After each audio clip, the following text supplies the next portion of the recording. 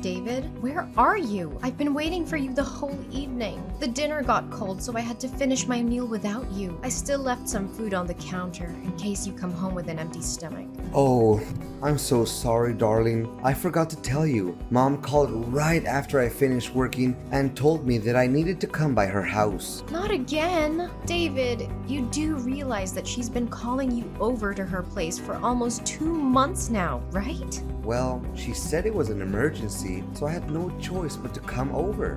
By the way, I've already eaten. Mom's homemade burgers are hands down the most delicious food I've ever tasted. I even devoured 2 of them. Can you believe that? I could have a ride home sooner, but how could I say no to Mom's apple pie? It's no doubt her signature dish. Oh, so you and your mom were having a cozy dinner together while I had to sit for hours and wait like an idiot? Do you even consider the house we're living in anymore? More importantly, am I still your wife or just merely a stranger that you happened to stumble upon? Please be mindful that I'm 6 months pregnant and I need your help more than ever. Emily, don't be so harsh on me. It was my fault. Mom called and said I had to go to her place immediately. Her voice sounded like she was in panic. So, what should I do? I couldn't just ignore her and pretend like nothing happened. What if something wrong happened to her? Oh, and what exactly happened to her? Let me guess. A light bulb burned out, or her washing machine suddenly stopped working? Well, turns out the situation wasn't so serious like she said it was. She tripped over her own feet, stumbled, and ended up with a swollen knee. Ugh, see? Told ya. You maybe deceived her fake naivety and childish trickery, but certainly not me. I can see through your mom's deception and read her like an open book now. Hey, watch your mouth. How could you say those cruel words to talk about my mom? She's been worrying sick about you the whole time I was with her. Worrying sick? Yeah, right. Pretending to care about me is one of her favorite acts, after all. Actually, I can already hear her voice in my head right now. She would definitely say something like, "Oh, David, please go home to Emily. She's pregnant. You shouldn't leave her all alone like that. Blah, blah, blah." Look, right after I took care of her wound, she even urged me to rush home to check on you. Despite being so much in pain, she's still concerned about you. What else do you expect? I bet you could never find a mother-in-law as sweet and loving as Mom. Please be more grateful and stop insulting my mom. You call that an insult? Then you surely have no clue what a real insult is. I don't see anything wrong with what I said about your mom. In fact, she deserves to be called much worse than that. You know, I had to refrain myself long enough from calling your mother out of her misdemeanors. And it's all for the sake of our marriage. But now, not anymore. Mary needs to be aware and responsible for her despicable actions. Emily, you're crossing the line. You know that? Don't even think that I'm just gonna be here all day listening to your insolent comments about my mom. She's a lovely woman and she deserves nothing but respect, especially respect from her so-called daughter-in-law. What about me? I'm not worthy of getting any respect from you and your mother? Even just a tiny bit? Have you ever deigned to care about my feelings? Or how terrible my body is as our baby's due date is getting closer and closer? My stomach is upset all the time. I have heartburn, my appetite has disappeared, and I have to rush to the restroom from time to vomit. But I bet it's none of your concerns, right? The only thing that's going on in your head right now is your mom's nonsensical excuses to force you to come over to her place. Emily, of course Mom and I care about your well-being. She's always afraid of you being all by yourself in the house. That's why she even thought of giving us a puppy to keep you accompanied. Nevertheless, you conveniently said no to my mom's kindness, which makes her really sad and disappointed. Oh, don't make it seem like your mom was the victim. How is raising a puppy gonna help me other than worsening my morning sickness symptoms? So you still refuse to admit your guilt, huh? My mom even intended to starve herself for a whole day that day, and I had to go dash to her house just to make sure she was okay. It took me almost 1 hour just to convince her to get something to eat. After making her extremely upset, you didn't even bother to call my mother and check on her. She knows that I have a severe pet allergy because I already told her that a million times. Yet, I had to repeat myself for at least 100 times that I don't want a pet, and she still refused to understand. From my perspective, she intentionally came up with that absurd idea just to make my life more miserable than it already is. One thing I don't understand, why do you always disregard my mom's good intentions? Do you remember the last time she made a whole delicious chocolate cake just for you? You ate one piece and then you rushed right to the toilet to vomit all over the place. What? Now you're blaming me for that too? I never wanted to do that, but it's something that a pregnant woman can't control. You should know that better than anyone. You're really disgusting, Emily. And what matters the most is that you completely destroyed my mom's self-esteem. I can't even describe with words how much emotional damage my mother had to suffer from your reckless action. You could have just swallowed your own vomit and finished the cake. It would make my mom so much happier. Ew, you're the one who's being disgusting here, David. Swallowing my own vomit? Have you lost your mind? David, look, you're creeping me out with your obsession over your mom. I think it's about time you start correcting your behaviors and pay more attention to me and our kid, or else I'll be the one who reconsiders our marriage. I'm not in a mood for jokes, David. Fine, whatever you say. Jeez, sometimes I feel like you're the one who is acting more like my mom, not my mom herself.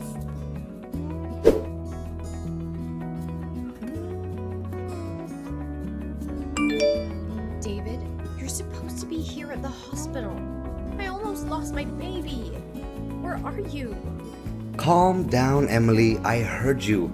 I'll be there soon enough.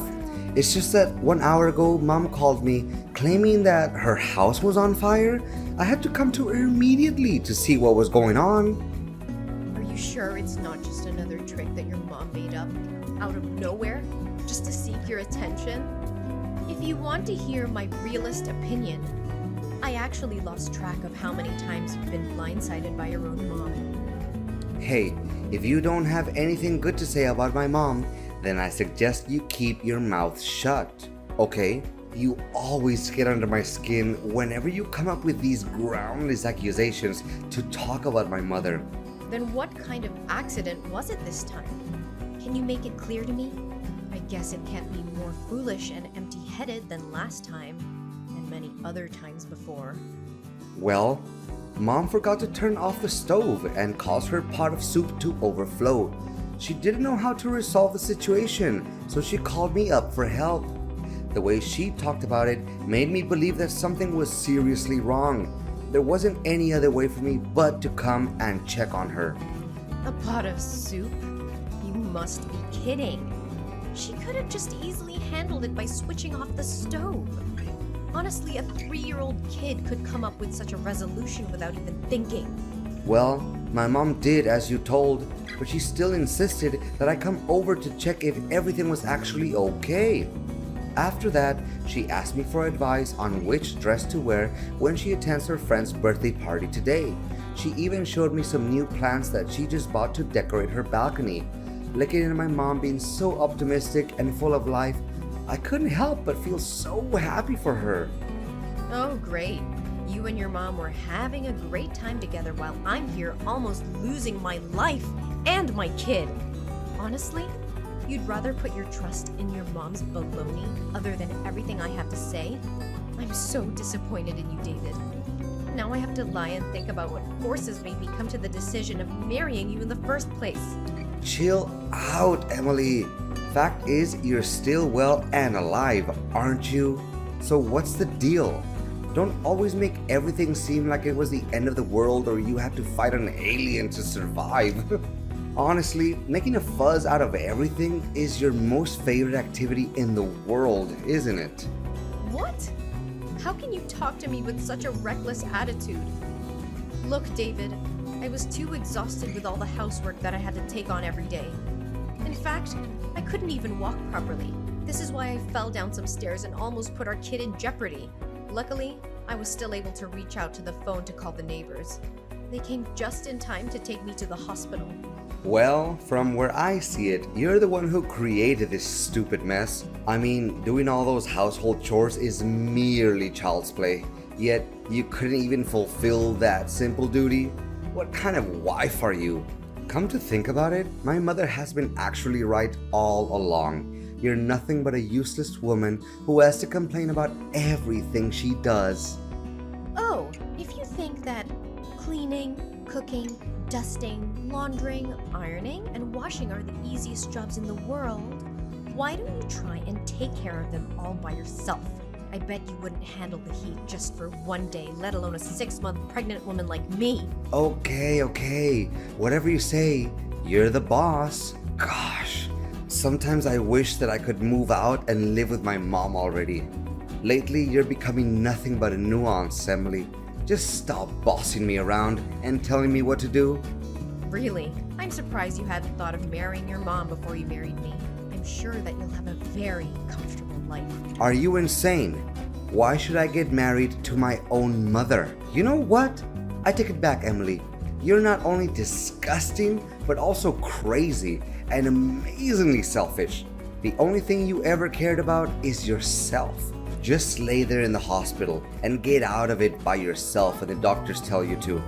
Don't expect me to come pick you up. That's the price you have to take for insulting me and my mom.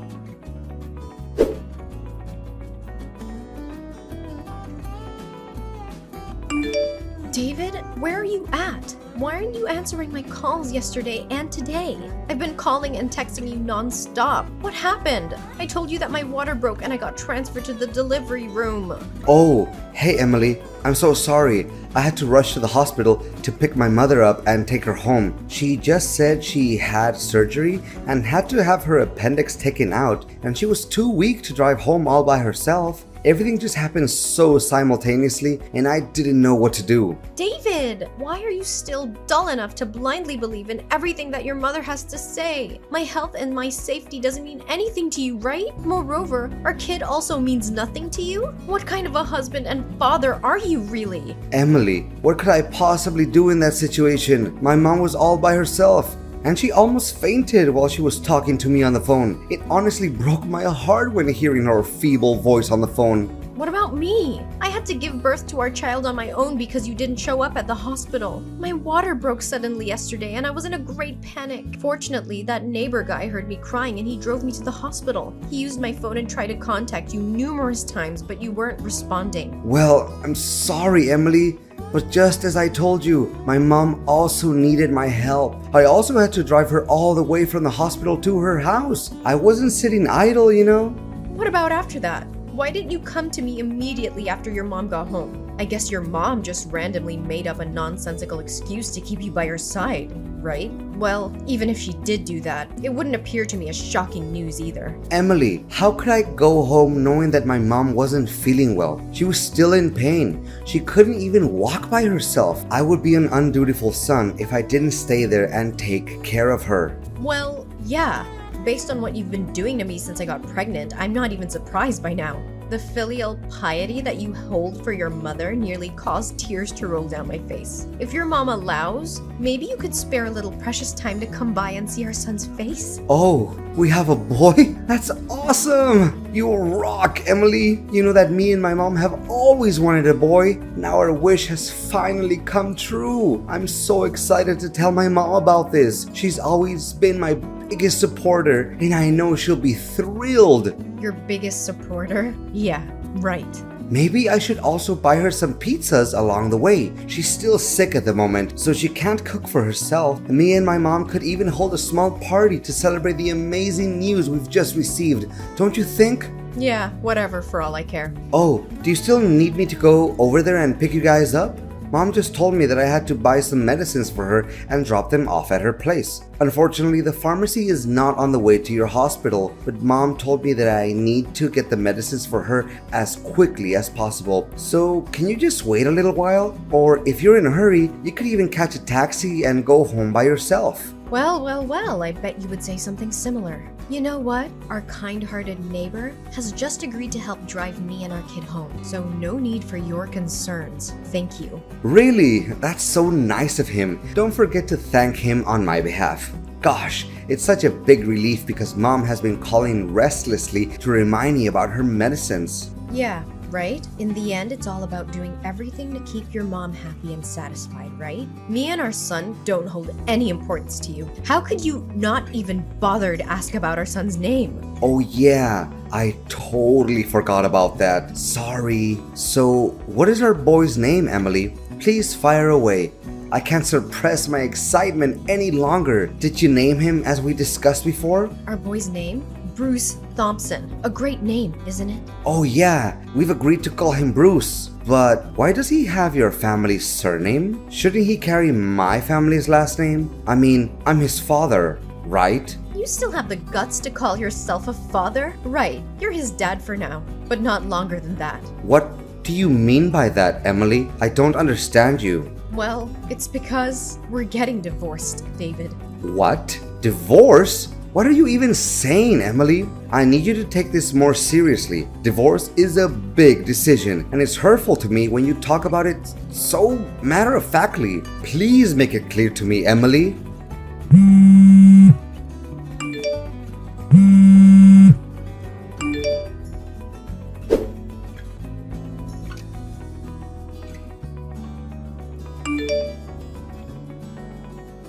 Emily, please answer my calls. We seriously need to talk. How could you suddenly decide to get a divorce and then stay silent on me like that? Can you just take a break from bombarding my phone with your stupid text and voice messages? I've had enough of your constant disturbance already. But Emily, why all of a sudden you just moved out of our house and left me with divorce papers on the dinner table? What happened? I truly can't get a hold of what is going on right now. What's so difficult to understand? Oh yeah, of course. You never take a look back to see how badly you treated me. So how could you know what caused us to part ways? What was it? Please get straight to the point. You didn't even let me see my son's face. Well, you could have seen our kid if you chose to come to the hospital when I gave birth to him. If there's any conscience left in you where you still consider yourself Bruce's father, just stop by my parents' house and pay us a visit. With that being said, please notify me before you come. I don't need to ask for your consent to see my own son. Don't be so mean to me. But why are you doing this to me? Please tell me, Emily. Don't you see? It's an eventual consequence of you being so caught up with your mom's baloney. She got complete control over you and made you obey every command she gave. You call yourself my husband, but you never pay the slightest attention to how hard I was struggling every day with my morning sickness. Not a single day you come home early to lend me a hand with the housework. But I thought we were doing just fine. I mean, you didn't even let out a single word of complaint or lament. So I guess everything was still under control and no need for me to interfere with anything. Oh, just because I didn't complain doesn't mean I was feeling fine to be treated like a complete idiot. You're my husband. You should be mindful of my feelings without me having to tell you everything in detail. In fact, even after I had warned you about your mother's sinister intention to tear us apart, you still insisted on living by her rules and doing her bidding. You know what? You're the textbook example of what they always call mama's boy. What? How dare you call me that? What's wrong with me doing everything my mom tells me to do? She sacrificed most of her life bringing me up and taking good care of me. For me, my mom's like an angel on earth, and I have all my respect for her. Yeah, right. If Mary was so innocent and kind and sweet, like you always say, why did she waste her time making up a story in which she had to go to the hospital for an appendix surgery and made you come to pick her up? To make matters worse, it was the day our son was born, and you weren't even there to see him, nor take care of me. What do you mean? She didn't even make anything up. She was in the hospital that day. Well, I actually came to the doctor's office, which your mom attended, and asked the doctor about her hospital stay. Turns out, she went to the hospital for back pain, and there was no surgery. I can show you the report that the doctor gave me. You were completely fooled by your own mom, David. And for the record, it's obviously not the first time your mom has lied to you about something. So don't be too shocked about it. What? So she lied to me about that? I can't believe it. Suit yourself whether you choose to believe it or not, but please hurry up and sign the divorce documents. I can't wait to get away from you and your toxic mother for good.